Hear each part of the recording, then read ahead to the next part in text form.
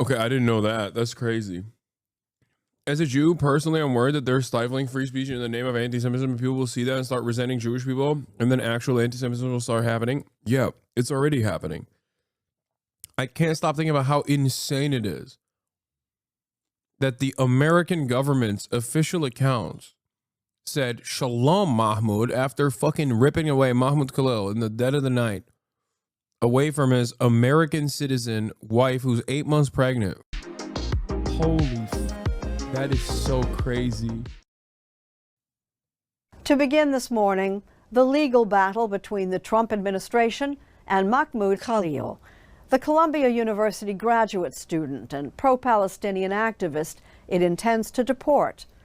A few days ago, Aaron Moriarty talked with his wife, who's expecting the couple's first child next month. You know, my husband was taken away from me in the middle of the night. It was one of the most terrifying times of my life. I don't think I've ever experienced anything scarier than that. Noor Abdullah, a 28-year-old dentist born and raised in Michigan, has suddenly found herself in the center of a storm she never saw coming. She and her husband, 30-year-old Mahmoud Khalil, had been living in Columbia University housing while he completed his master's degree, and they awaited the birth of their first child. I was so excited, like we were setting everything up for like the nursery and his clothes, and Mahmoud was so excited too. Like, turn around, turn around, turn around, turn around. Okay, let's not. Okay. That all changed on the evening of March 8th when federal agents arrived at their door. And he was like, "Are you Mahmoud Khalil?" Mahmoud said yes, and the man said, "We're with the police, you have to come with us." What's going through your mind at that point? I was scared.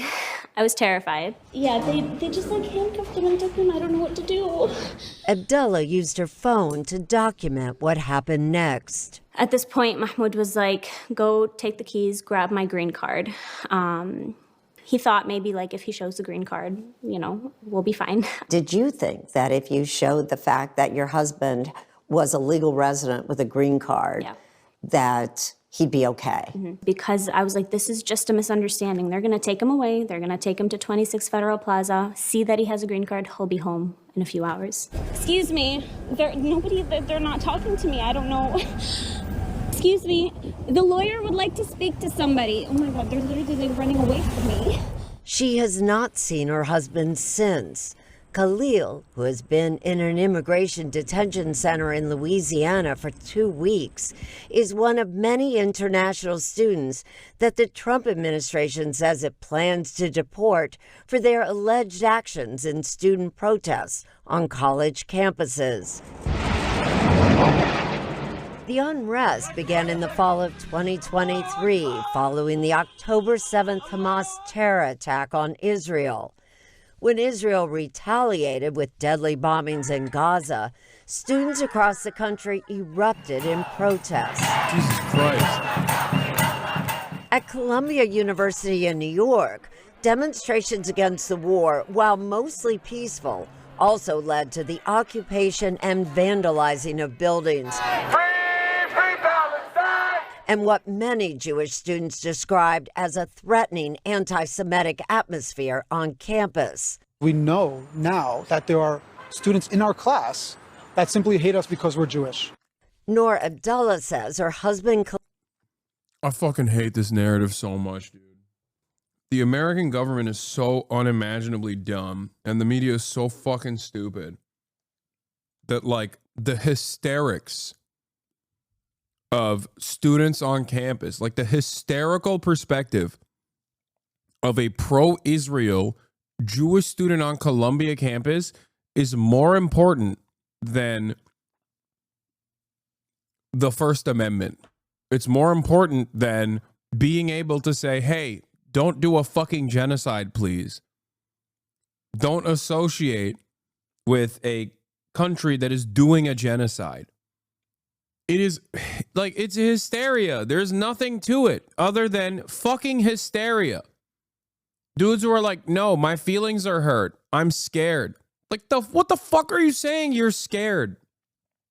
Like, these student-led protests are also led by Jewish students. Like, what are you talking about?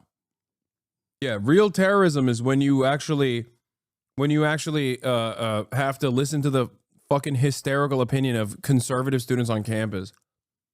That's what real terrorism is. When have conservative students not talked about how fearful they are on college campuses, man? They always talked about it. They're like, oh, libtards run the campuses. We hate it. They always want to have fucking safe spaces and shit. Okay. Khalil, a Palestinian born in Syria, became the lead negotiator between protesters and the university. This encampment is a minor inconvenience compared to the generational shaping events taking place now in Gaza.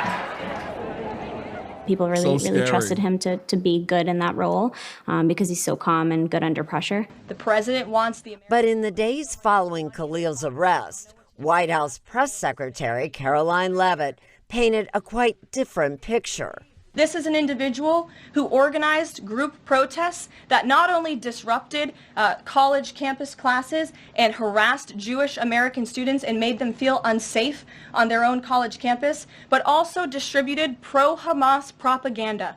You also know that the press secretary said that your husband circulated pro-Hamas flyers. Did he? That's not true. Is Mahmoud pro-Hamas? These are accusations that the Trump administration keeps pushing on him. But what do you say to those? I think it's ridiculous. It's disgusting that that's what they're resorting to, that's the tactic that they're using to make him look like this person that he's not. Literally, it's so simple. He just does not want his people to be murdered and killed. He doesn't want to see little kids' limbs being blown off, you know? The university led us to this situation, unfortunately, through bringing the police here. Mahmoud Khalil has not been formally charged with any crimes, and the government has showed no evidence he provided material support to terrorist groups.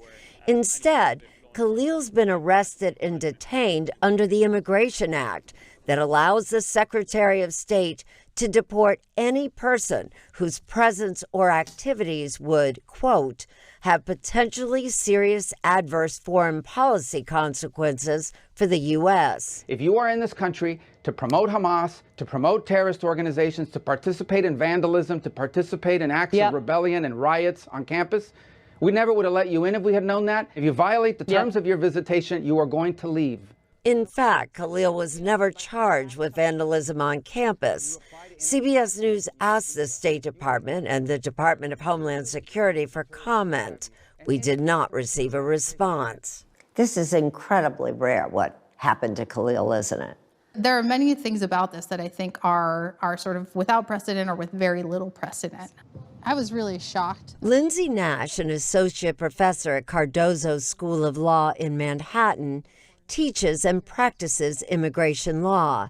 They haven't said that he's committed a crime that makes him deportable. They haven't said he's committed any kind of crime at all. What's more, says Nash, the provision that the government relies on was once determined to be too vague and unconstitutional. The federal judge who made that ruling, Judge Mary Ann Barry, President Trump's sister, who died in 2023. Her decision was ultimately overturned on procedural grounds. So this particular provision that Secretary of State Rubio is leaning on is really untested. I think it is. I think we'll have to see in court. Okay, I didn't know that. That's crazy. As a Jew, personally, I'm worried that they're stifling free speech in the name of anti-Semitism, and people will see that and start resenting Jewish people, and then actual anti-Semitism will start happening. Yeah, it's already happening. That's literally happening already. Dude, all of this conflation between Israel and Judaism is teaching people that all this baby murder is something that Jews love, and that the American government will take any action against people who dare criticize this baby murder to protect the Jewish people in this country. They keep conflating it. It's a dangerous conflation. It's a false conflation. And yes, it is already creating a shit ton of anti-Semitism in this country. And just like the only pro-labor sentiment on mainstream news was coming from the likes of Tucker Carlson, who is a WASP nationalist, if the only permissible and popular anti-Israel statements are coming from right-wingers, many of which who are anti-Semitic, like openly. And if that's the only game in town, people are going to say, I'm anti-Israel because I'm anti-Semitic. The Candace Owenses and the Fresh and Fits and the Sneakos and the Dan Bilzerians of the world, and even the Tucker Carlsons of the world, are the most visible anti-Israel advocates in this country right now. Collectively, they are presented as the sea of anti-Israel sentiment. And liberals, on the other hand, are focusing their efforts on people like myself, people like Mahmoud Khalil, or refusing to defend people like Mahmoud Khalil. I'd argue you're up there with what? You'd argue that I'm up there with like anti-Semitic statements? Or you'd argue that I'm up there in terms of like being a visible anti-Zionist in this country? I am up there. But my reach, my popularity, no, I understand what you meant. You meant like in terms of popularity. My reach and popularity is nothing. It pales in comparison to Candace Owens. Candace Owens every single day covers another anti-Semitic conspiracy on her broadcast. Like, I see it. I see the clips on my Twitter timeline because Twitter is just dominated by Nazis. Every other day, there's a new thing where she's like, yep, it's the Jews again, doing Jewish shit. That is the extent of her commentary. It is reactionary, and it is an incredibly easy to understand message. And it's a message that goes along with what Jake Tapper is saying too. Because remember, dual loyalty being an anti-Semitic trope is true. And yet, pro-Israel people constantly invoke the dual loyalty trope, but in a woke manner. So if the right-wingers are saying dual loyalty in a wokely manner as well, by the way, right-wingers who are pro-Israel are saying all Jews love Israel. This is like, shut the fuck up. You can't say anything about it. And liberals are saying dual loyalty in the exact same way. And then the anti-Semitic people are saying dual loyalty. Then the overwhelming media narrative on this issue is dual loyalty. Jews love Israel. Jews love the baby murder. It's their favorite fucking thing. That is literally what we are teaching this next generation. A generation that for the first time ever, perhaps, has actually recognized that what Israel's doing is wrong.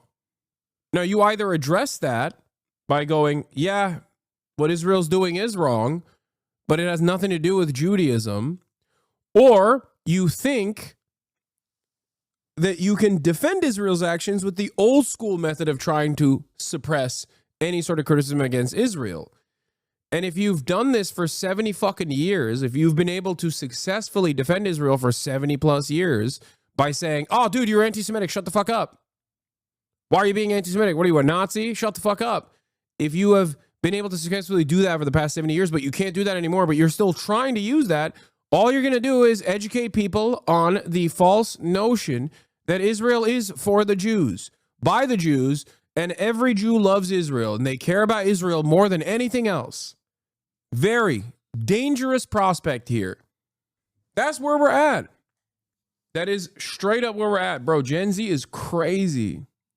The media does call all of Gen Z anti-Semites, even though not all of us are. It's bad because there are Gen Z that fall for anti-Semitic conspiracies, but muddying the waters is so bad. I know. And you know what's crazy, though? There is a shit ton of anti-Semitic Gen Zers out there. I'm sorry. This is just the fucking truth. I mean, I see it. I see that shit nonstop. Americans are not very intelligent. They literally think like if you call COVID the Wuhan flu, that's somehow magically going to solve the problem, right? Like it's the same shit. They think, oh, if we are anti-Semitic, then, maybe we'll be able to solve the problem. We're doing activism by being anti-Semitic. I'll give you some common metas that even I didn't know. I think one number is 271. the new dog whistles. 271 is the claim that only 271,000 Jews were killed in the Holocaust. It's a Holocaust revisionist conspiracy. That's one. Another one is my family, her family, or his family was promised this 5,000 years ago.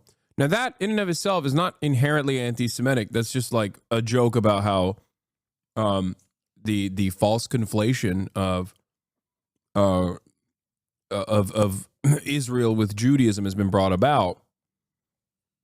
Why the fuck are there more dog whistles? Dude, Gen Z has different dog whistles than the generations prior. That's what I'm saying. They'll say, oh, 5,000 years ago, this person was promised this. It's not inherently an anti-Semitic statement, but it is applied towards all Jews in an anti-Semitic way sometimes. Even though that joke is inherently about like the lie that the Israeli government tells about how, you know, this is the promised land for Jews. It has to be Jewish controlled. Israel is the promised land. So, what? Just trying to understand, I promise I'm not trying to sound ignorant. So for this growing movement against Jews, because they're being labeled as baby killers, wouldn't that require the previously pro-Israel people to become anti-Israel, anti-Jew? No, not anti-Jew. Yes. The conflation between Israel and Judaism must stop. Like instantly. It should have stopped yesterday. One, because it's false, and two, because it is creating a fuck ton of anti-Semitic tendencies. I think the average Jewish person who supports Israel calling everyone who even mentions the conflict in a light that doesn't positively reflect Israel a Jew hater could be why Gen Z is like that. I don't agree and can look at someone who says that to me and think they're just misinformed and brainwashed. But the kids just invented a new dog whistle on the spot. I think it's the first generation where you're really seeing the backlash with. Yes, I know. I agree. That is literally what I'm saying. That's my point. If you think that constantly conflating Israel with Judaism and thinking that that is a defense mechanism to stop conversation entirely from taking place by saying, oh, you're being anti-Semitic, you must hate Jews.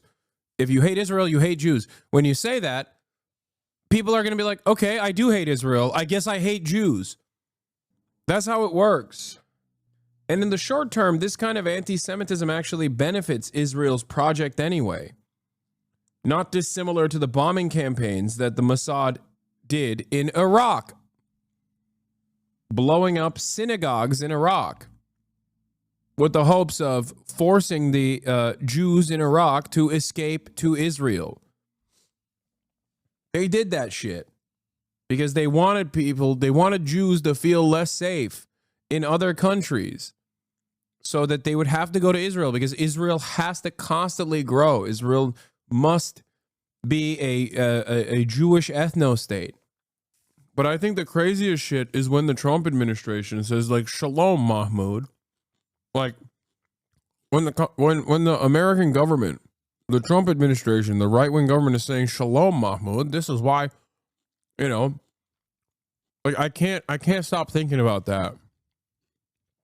I can't stop thinking about how insane it is that the American government's official accounts said Shalom Mahmoud after fucking ripping away Mahmoud Khalil in the dead of the night away from his American citizen wife who's 8 months pregnant for the crime of fucking speaking out against Israel's genocide.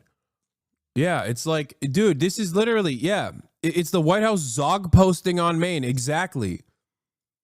Like, this is everything. This is everything that the Nazis have been fucking saying. And Zog is Zionist occupied government. It's a fucking 4chan Nazi term. Okay? Like, this is the type of shit that David Duke would never have dreamed would be happening in broad daylight. You know what I mean? This is the type of shit that, like, Nicholas Fuentes and David Dukes of the world have been saying is going on. And the American government is, like, posting about it. I mean, yeah, it's way older than 4chan. Fair. Will have a lot to consider. Yesterday, we had a very long session with the university negotiators. So who is Mahmoud Khalil? Insider or conciliator? Legal experts say this case is about a lot more than a single man. The idea that Mahmoud Khalil, one grad student at Columbia, is imperiling the foreign policy of the United States is absurd. Connor Fitzpatrick is a senior attorney with the Foundation for Individual Rights and Expression, or FIRE. He believes the true reason that Khalil and other students are being targeted is because of their polarizing viewpoints. Freedom of expression is hard. It requires listening to, tolerating, and even defending views that you or I might find completely repugnant, that make our blood boil. But the alternative is so much more dangerous. The students were violently attacked by public safety without any warnings. But Khalil is the face of campus protests. He's been accused of helping to create an environment of anti-Semitism. I think to a lot of Americans, why shouldn't he be deported? So the First Amendment and principles of free speech are designed to protect. I don't think this attitude is as popular as this fucking dumbass is presenting it as. Protect the unpopular speakers. There is no such thing as an un-American viewpoint in the eyes of the First Amendment. Sure, if the administration could come forth with new evidence that they haven't provided so far, showing that Mr. Khalil engaged in vandalism or engaged in conduct that would rise to the level of harassment, we would be having a very, very different conversation. If the government establishes that he is a leader or a representative of a terrorist organization or advances or espouses their cause, that is grounds for stripping him of his green card and removing him. Ilya Shapiro is director of constitutional studies at the Manhattan Institute. Oh my God. The fucking right wing. Dude, the Manhattan Institute is where Christopher Rufo's from, by the way. Jewish consultant wearing a fucking release the hostages pin at the neo-Nazi Manhattan Institute think tank, saying, yeah, you should be deported if you fucking hurt the feelings of Israel, is psychotic. This is why I always say, I think a lot of American Zionists who are Jewish themselves, or American Zionists who aren't anti-Semitic themselves, who, you know, care about the safety of Jews in this country, do not understand what they are advocating for and how badly this will explode in their fucking faces. You are making some scary fucking allegiances, dude. This allegiance will be short-lived. Did your undocumented food slave make that for you? Yes. Yeah. Exactly. That's what happened. He even put it in a container. Institute, a conservative think tank. Shapiro, who has called for a crackdown on pro-Palestinian... Yeah, I'm going to watch the In-Campus official trailer. I asked if I could see the whole thing. I can't watch the whole thing yet, but it's going to be released, and I will be watching it. Also, I want to say my bad to Macklemore. I know I've made a lot of jokes about Macklemore, but honestly, he's fucking awesome. He's been funding a whole bunch of these documentaries and things like that. I mean, he's great. Macklemore is awesome. I'm sorry I said he was corny in the past. I'm here to right those wrongs, okay? He's the man. He's dope. And protesters says this case is not about speech, but what he says are illegal actions. Nobody is being prosecuted for their speech. It's not that American citizens can speak freely, but non-citizens can't. That's not the issue. But with these immigration regulations, if you are a supporter of, if you're organizing together with others to conspiring to do certain things, those are actions. And it's those actions that put you askance of the immigration law. If he wasn't charged with those crimes at that time, and he hasn't been accused of them now, should he be deported simply because people think he did it? You don't have to be charged, let alone convicted of a crime, to be deported. Federal court and immigration judges will have the final word. While the case plays out in court, Khalil's attorneys have asked for bail. Noor Abdullah fears he'll miss the birth of their first child. Meanwhile, Erasmus... Like, that dude literally is also getting sent to a concentration camp. Like, I don't know why he thinks he's gonna be fine. Sure, maybe I'll be there before him, but he's going there too. I don't know why the fuck he's so comfy being like, nah, it's not gonna happen this time. This time it's different. The fascist government won't actually ever turn against the Jews eventually, who are a minuscule percentage of the fucking population. There would be never any material reason as to why the fascist government would do that, both historically and certainly now. Rasmussen poll released this past Thursday finds 45% of likely U.S. voters believe he should be deported. I know, I'm sorry. Okay. His wife, a U.S. citizen, has now taken on a role she never wanted, answering questions she feels are often unfair. Yes, they will put black and brown people first. They will put anti-Zionist Jews in there. But eventually they'll put all Jews in there. They'll be like, hey, they got a lot of money. We want it. We need to seize their assets. To the camps with you. The broad, popular, generational momentum against Israel cannot be led by anti-Semites. Because if it is, then everybody's fucked. Is repression of Jews common in fascist nations, or was that a Hitler-Nazi thing? Dog. Repression of Jews is has more historical basis than nation states. Repression of Jews existed before fucking nations did. Angloids love repressing Jews and doing pogroms to Jews and blaming everything on the Jews. Is their favorite activity. It's the most European thing you can do. It's the most white supremacist thing you can do. It was a favorite pastime. It's kind of funny because in Kingdom Come, there's also a little bit of that as well, because there's the Jewish quarters in Gutenberg. And the Jews that escaped, they are also in favor of King Wenceslas, because there was a pogrom that happened in Prague when the usurper king took over, and that they had to escape to Gutenberg. Yeah, Europeans love shitting on the Romani people, and they love shitting on the Jews, historically. Trying to change public perception.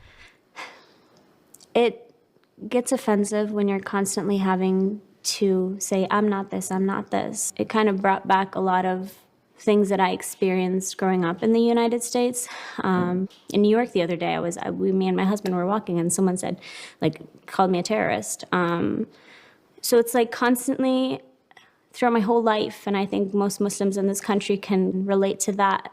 It doesn't matter what I say, that's what they think of me, and that's what they're gonna think of me. All right. I'm not gonna do the Israel settlers video, but here, let's watch the encampment's official trailer. And then we'll move to some more fun shit. We're here to discuss the little Gazas that have risen up on campuses across America. There is a movement to radicalize young people. Can you believe they are chanting about the Intifada in New York City? I really believe they are brainwashed. Intifada. There was a very concerted effort by the media to portray things a certain way and refuse to discuss Gaza.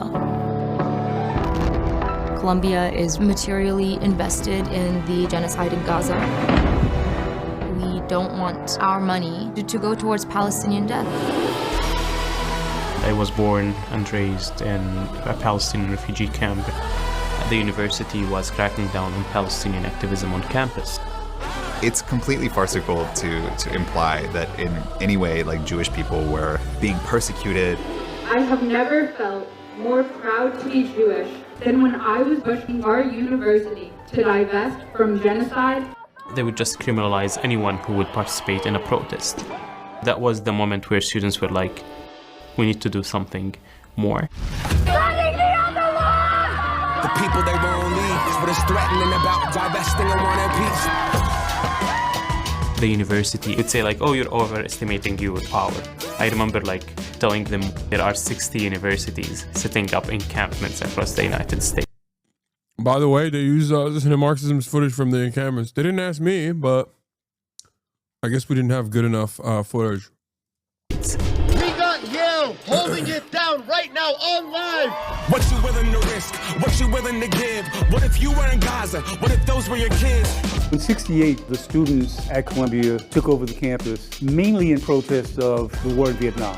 Columbia talks about how it was okay then, but not okay now. Bravery is very contagious. We kind of watched Columbia in awe, and we knew we were next. The only weapon they have is fear, and when we call their bluff, they have nothing!